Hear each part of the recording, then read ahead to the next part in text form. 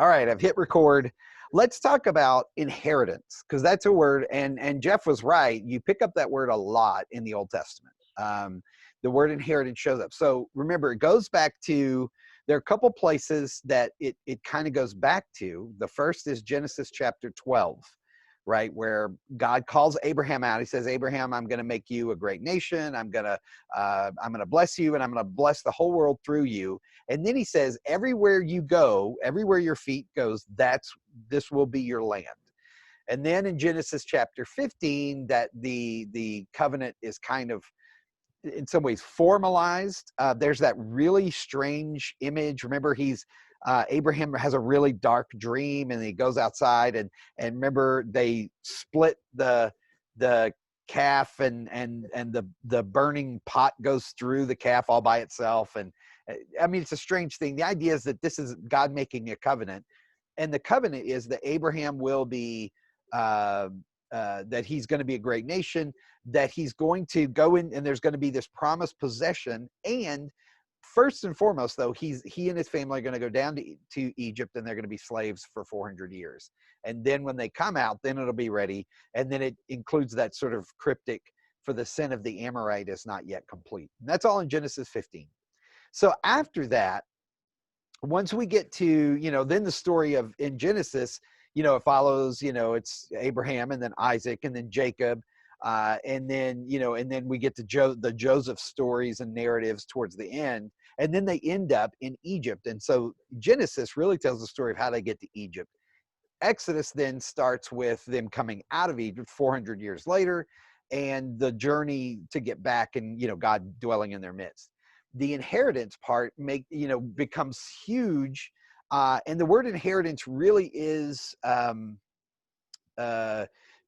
mostly used in the books of Exodus, Leviticus, Deuteronomy, Numbers not as much, although it's there, and then through Joshua. And once they get to Joshua, of course, they're in the land. And so that inheritance, the idea of this inheritance, and so the reason why it's an inheritance is because obviously it's given to Abraham, it's promised to Abraham, and it passes through the descendants of Abraham like any other inheritance would, and it goes through.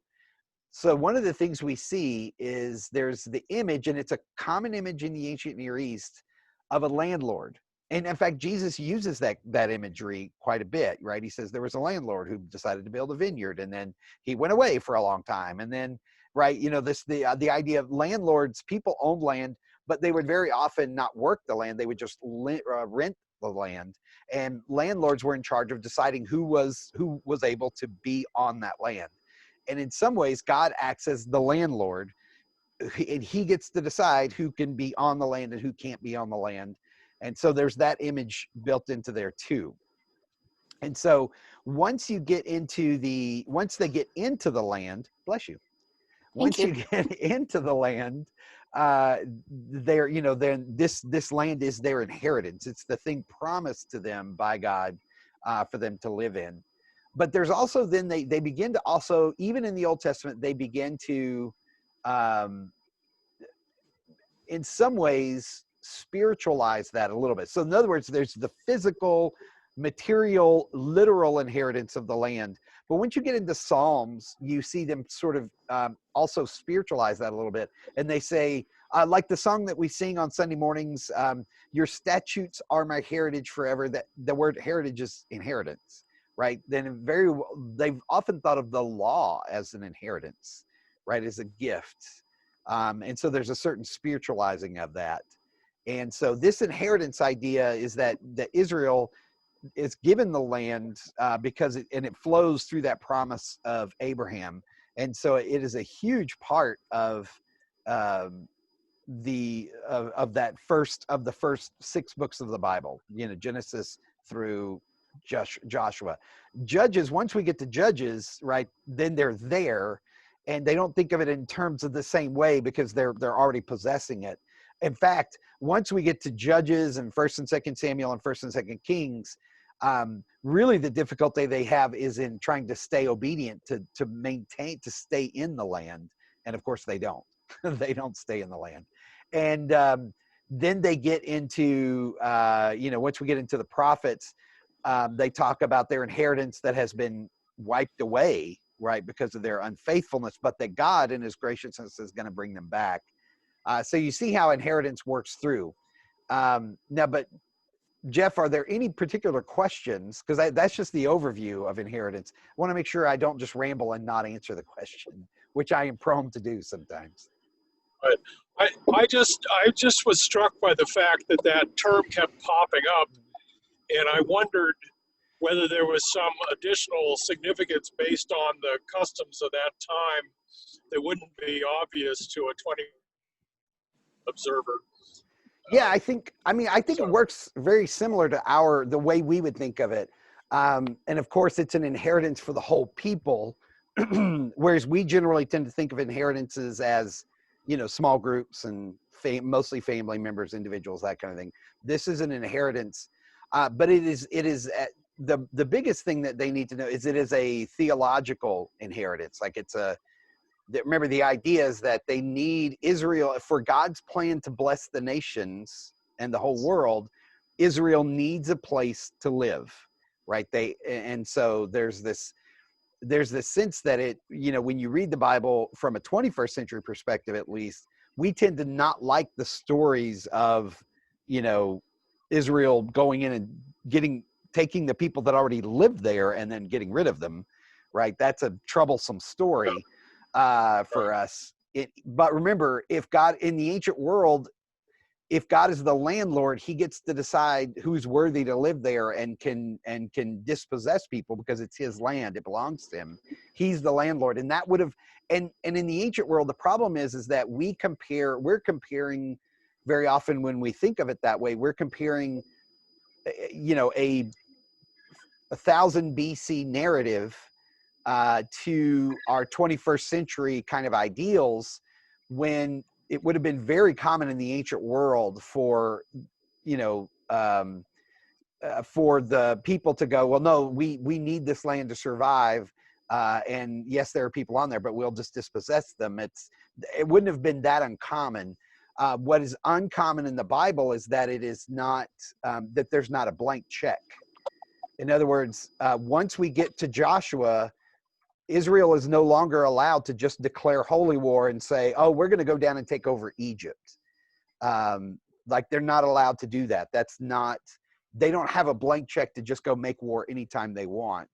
There's a set limit on what they can take and what their inheritance is, and no more. And so they're not meant to be this sort of, they're different and that makes them very unique, because if you look at the civilizations of like the Akkadians to the north and the Egyptians to the south and the Babylonians, they were constantly saying, no, we need more land. We need to take over more. And so the whole idea was empire. How do we get bigger and bigger and bigger? Israel was prescribed a certain amount and no more. And so there is a difference in that, that Israel didn't have the same blank check, holy war kind of mandate. They could only take so much, and they couldn't make war with just anybody. In fact, there's even limits on who they can dispossess, because they're not allowed. There are certain peoples that are not allowed to be destroyed, which would have been uncommon in the ancient world. So when you look at it from a 21st century perspective, of course, it's a difficult story to take in. But when you look at it from an ancient Near Eastern perspective, you go, no, this would have been very common in the ancient Near East.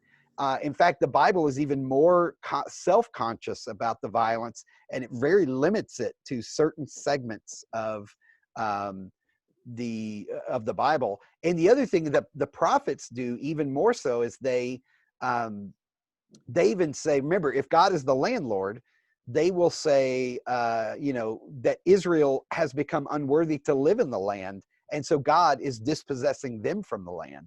And so there's a sense in which God is an equal opportunity dispossessor, right? I mean, if Israel is unfaithful, this is not like some sort of ethnic cleansing.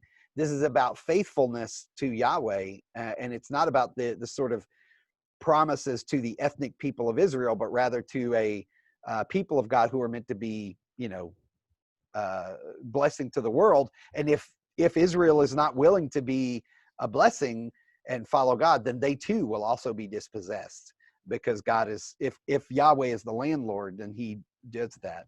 And so the big question is, when you think about inheritance, the New Testament will then move those, and sort of, they will take those ideas of inheritance and spiritualize it in a way that so the Old Testament will think of it in very material terms, especially when it comes to the land. Then the New Testament, but they'll also have some ideas, spiritual ideas too. But they will also, the New Testament will then think about the inheritance, because Paul will use that. He talks about in Galatians being heirs, co-heirs with Christ, that we are, and think about how many times Jesus talks about heirs, and this idea. So, but the idea is that once, in some ways, the Old Testament has a specific geographic inheritance, right? The promised land. When the New Testament, when the kingdom of God is coming down, the inheritance is the entire universe. And you can see how so it's not that Paul drops the idea of inheritance, he just changes what it means, in the new covenant. And God is working in a different way. There is a new inheritance. And so the idea of inheritance, if you follow it through into the New Testament, doesn't disappear. It's not as prominent, but it doesn't disappear altogether. So anyway, I hope that as you think through it, I hope that's helpful. I hope I didn't ramble too much, but that's what inheritance is kind of about. So Thank you. So now, let's Romans chapter 12 is our next section from the sermon that we talked about. Remember, we talked about worship on Sunday, and we talked about how worship was primarily sacrifice. And if you read, you don't have to read the whole book of Leviticus. It'd be great if you did, but you don't have to. Actually, if you just read the first chapter of Leviticus, you'll get at least in terms of the sacrificial system, you'll get a really good sense of what it's about. It's in some ways it's also very repetitive, because the sacrifice. It talks about the sacrifice. What are you to do with it? There are a couple of big things that sacrifice. Remember, when we talked about holiness, we talked about how the skin diseases and the issues of blood and reproductive fluids, and then there's death, that all of those represent death. Sacrifice also has to do with life and death too. And if you read Leviticus chapter 1, you'll see that there's the limits or there's the prescription of how you are to worship, right? And one of the things that then they talk about, what you are to do when you worship versus what you do when you just eat stuff. There is the idea that one of the things you can't do ever is eat the blood of the animal. The blood has to be drained out. Now, very often people will say this is because of health issues or hygiene concerns. It really isn't. In fact, I've never had it. Maybe some of you who are world travelers, because I've never been anywhere. But, they have like blood pudding and blood sausage where they actually do use the blood and cook it, which it sounds disgusting. But, hey, you do what you got to do, I guess. But the reason why. Tasty. Is it really? Yeah, I've never had. It's quite tasty. And honestly, I love it. Israel is not. Israel is told not to do this, not because it's not tasty, or like you said, or because it's unhealthy, because it's dangerous. The same reason they're not. Pork was cooked safely in Egypt, 1,000 years before the Jews ever got there. So they knew how to cook pork safely. It wasn't that. It was the idea that for blood, Leviticus says this over and over again. Blood is the symbolic life force, right? Blood is the life, it says. And the reason they can't eat blood is because they are not Israel. The people of Israel do not get to. They are not masters of life, right? They don't get to consume the life force of another thing. They are to only. God only does that. Only God is allowed to be life, to have the power of life and death. Excuse me. And so for the same reason, and think about how put into life all of Israel's laws are. Like circumcision is it's a circumcising the male sex organ, which basically says God's basically saying, I own life, right? And I own sex, because sex is, of course, life in the ancient world, right? There's no reliable means of birth control in the ancient world, right? There's not. I mean, sex is life. The two are so connected together. And when God says, and when God circumcises, he's essentially saying, this whole thing belongs to me, right? You are to be, this life thing belongs to me. All of everything in the laws are about life. They have to do with life versus death. And you can see that built into, sort of woven into every structure of Israel's laws about who is in charge of life. And it's always God, and it's never humans. Even when God says you are to destroy those people, they're only allowed to do that when God says they're allowed to do it, right? There's not once again, they don't have a blank check, right? In the Quran, there's a sort of a blank check. You can make war against these people whenever the situation arises, you need it. And there are many other works that way. The Bible has very strong limitations. There's very strong boundaries about when you can go to war, when you can kill. And for the most part, human beings are not ever really given that. They're never given the prerogative to say, I can choose when someone has life or death. Human beings don't get that choice. Even in many ways with animals themselves, there's even a limitation, right? There's even a limitations about which animals you can kill and which animals you can, and which are good. And there's limitations on human beings being able to do whatever they want. It's just built into the system. And so when you see the sacrificial system, that's built in. The whole idea of life is built into it. Are there any questions, though, before we move on from the sacrificial system to Paul? I wanted to know if there were any questions, because it's a strange thing. It's something so odd to us. In fact, it's against the law in the United States. You cannot kill an animal. I mean, you can kill it and eat it, but you can't kill it in worship. It is against the law. There are laws prohibiting that. I think they passed them not because Jews and Christians had been not doing it forever. They actually passed in response, I think it was to voodoo. I think it was like there were some like cultic sort of things, but there are laws. I mean, you can kill a cow to eat it, but if you kill it as a part of worship, it's forbidden. So I'm not sure what there seems like there would be a fine legal line, probably go to the Supreme Court, but I'm not sure, like that. It's about intent and who knows, but I was curious if you had any questions about that before we move on. I mean, my reaction reading Leviticus and smearing the blood of the killed animal on the altar and all that was this. I had trouble kind of relating to all of that. It is very odd. The ancient world, though, every culture sacrificed. It would have been a strange thing for Israel to not sacrifice. I mean, that's how. And so in some ways you can see God accommodating, right? Using what they already know but redefining it and reinterpreting it. Kind of like when the Christians and the early Christian missionaries came to England, Europe, and there were already solstice, festivals and Yuletide and all those things. And what they did was they said, well, it's already here.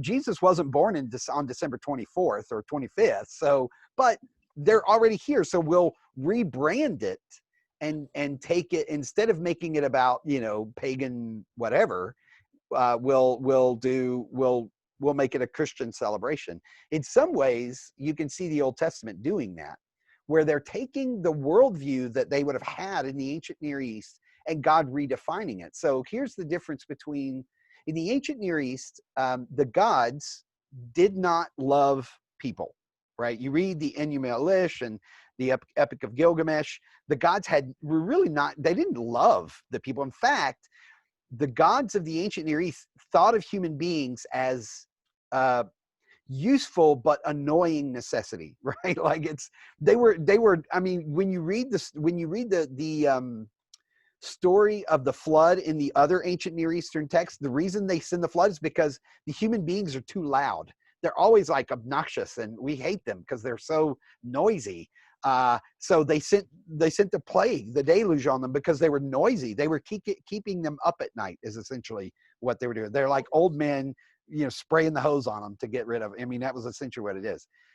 But the gods, even though they dislike the humans, or at least find them annoying, need them because the gods don't want to garden. They don't want to farm. They don't want to. So what they do is the gods use the humans to essentially be their gardeners and bring them food so that the gods can eat.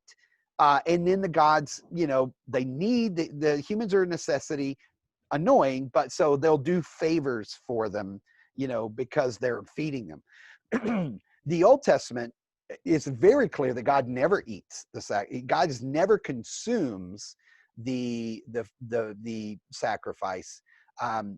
People can consume it, but God never does, and it's never about that. And so the Old Testament is so vastly different than the world around it in that regard, that God doesn't need these sacrifices. In many ways, they are the sacrifices, even though they are designed to please God, in some ways are designed so that human beings can actually have fellowship with God, so that there's this thing. Now, it's a strange thing, and it's odd to us, but the idea, though, is that these sacrifices are representative. So if, just as most people didn't have real money, silver, gold, but what they would do is they would take the best thing that they had from that year's harvest and offer it as a token to God and say, this lamb, the life that this lamb is symbolic of everything that I have. And so I give it to you, God, because I give it back to you. And so everything in Leviticus is deeply symbolic. And so that's one of the difficulties, trying to get behind that symbolism. Yeah, Nancy? I always thought of the gods, the ancient gods, as mythical. So you're talking about them as if they were physical and needed to eat, etc. They did. They are physical. The gods of the ancient world are physical. Even in the Greeks, right? The Greeks' gods can come down and have relationships with human beings, and they are immortal, right? They don't die, but they are physical. They are part of the gods of the ancient world are part of the created order, just like human beings are. They are simply bigger and more powerful and immortal. They don't die. They don't get sick. They don't die, that kind of thing. But essentially they have physical needs. They have to eat. In fact, you can read stories about them when the human beings, in fact, in one of the stories of the flood, remember, because there's always one person that survives the flood. That's how we know about the flood. That's how we know the flood happens, right? And so with in the Bible, it's Noah and others. But what happens is that when the gods are, one of the gods is the one who destroys the world. I can't remember which one now. And the other gods are all mad at him because they're all hungry. And they're wasting away because there's nobody feeding them. And so, of course, then Udanapishti survives, and they bless him so that he can repopulate the earth so that they don't starve to death. Although the question about whether or not they would actually die from the starvation is, right, they're immortal, but they're hungry. And so the ancient world, even the Greek world, sees gods as part of the created order, not above it. Whereas, remember, in the Old Testament, was one of the things that makes the Old Testament so unique in the ancient world is the idea that God isn't part of the created order. He stands above it in a way that no other gods in the ancient world do. It just doesn't work that way. They're always part of the created order, just bigger and more powerful. There's obviously a lot I don't understand about the gods. Well, and it makes sense because once we move into the realm of the first, like the Greek world that Jesus lived in, even by then, the idea of physical gods had started to wane. And when you get to Plato and the philosophers of the Greek world, to which we all belong, you know, unless you're, you know, Asian or something, you know what I mean? Unless, I mean, all of the Western tradition basically boils down to that. And they began to think of the gods, even the sort of gods of their day, they began to redefine them and think of them as very, I mean, if you read Plato, it's a very different understanding. And so we, because of Plato and because of our Western tradition, we tend to think of gods as spiritual and not part of the created order, when in the ancient world, they were part of the created order. They're born, and some of them, even though they're immortal, they can die, right? There's, you know, think of Kronos, you know, the first god, you know, eating all the children, right? I mean, I don't know if you know that story, but he eats all No. the children, and then Zeus is in the belly and then comes out and he kills Kronos, Oh, and you know, and then okay, he's, of yeah, course, then he becomes the king of the gods in some ways. But okay. the idea is that yes, the gods, and remember in the Greek versions, the gods eat ambrosia, right? So that's how it gives, that's what help. I mean, that's what sustains them. And I remember as a kid, I don't know if you ever ate ambrosia salad. Yeah, And I remember thinking, is that what the gods were eating? It's marshmallows and pineapple, and it was Polka dot. always some fun, strange color, you know. But yeah, yeah, it that's one of the difficulties when you read the Old Testament. You are reading into a world that has such a different viewpoint of how the world is organized and structured. Even what makes a person happy, that's often what's difficult, and it is a difficult barrier sometimes to reading the Old Testament, especially when we get to stuff that, like you say, it's just like, how do you reconcile this? This seems almost barbaric to our perspective. However, I will say this: um, what we think of as barbaric and civilized would to other cultures be just as barbaric, right? Like they would look at us and go, wow.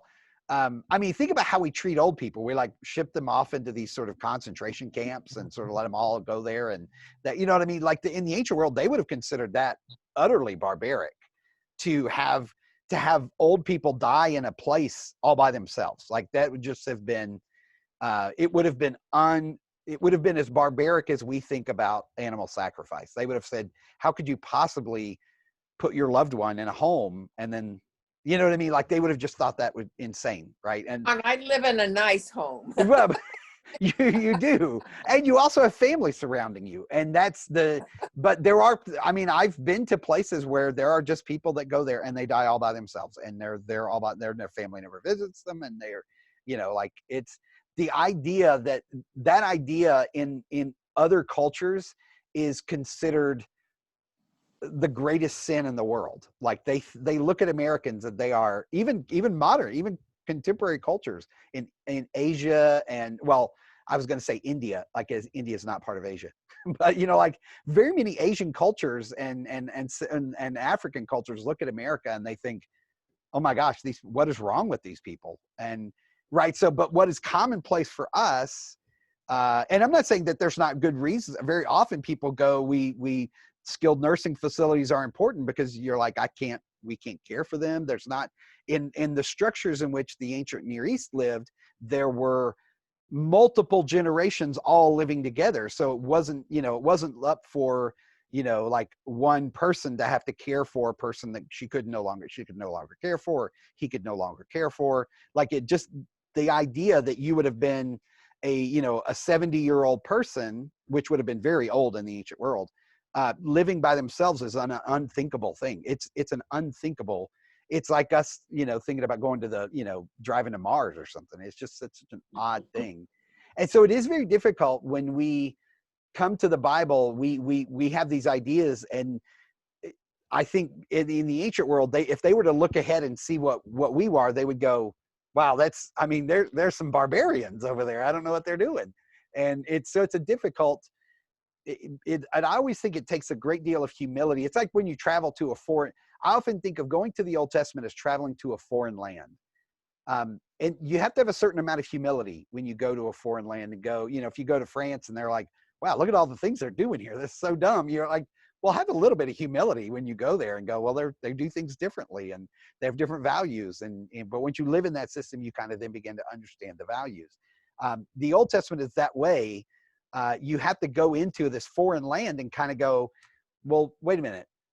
They're not barbarians. I just need to, I need to kind of sit and understand what they're doing and their mindset and their worldview. And then all of a sudden you would go, oh, well, this actually kind of does make sense. And not only does it make sense, but there's a sense of beauty to this that there isn't in our culture, right? There's some things about their culture that are good in a way that our culture isn't. And the way they, you know, I mean, when you go into the Old Testament and you realize that, yes, the sacrificial system is from our perspective, barbaric, but when you realize how much life is built into that system, you go, oh, actually, that's kind of, even though it's ugly in some ways, it's also very beautiful, because the whole idea of the sacrificial system was about life and was about, you know, all of those things that were built into it.